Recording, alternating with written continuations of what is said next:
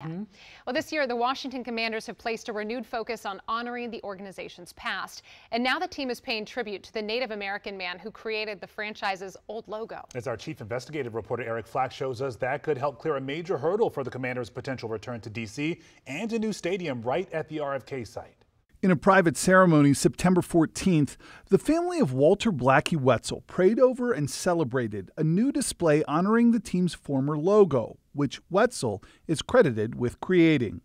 The logo was removed, along with the team's former name, amid calls both portrayed racial stereotypes of Native Americans. It was an emotional experience finally seeing the acknowledgement for my grandfather. Wetzel's grandson Ryan attended the unveiling in the club section of the Commanders' newly named Northwest Stadium. Seeing my 83-year-old uncle, who's the eldest of my grandfather Blackie, seeing tears in his eyes, the joy, because, that was his dad. The recognition comes after months of conversation between the Commanders organization and the Wetzel family after the Wetzels asked their senator, Republican Steve Daines from Montana, to place a hold on legislation working its way through the Senate to give D.C. long-term control over the federally owned RFK site.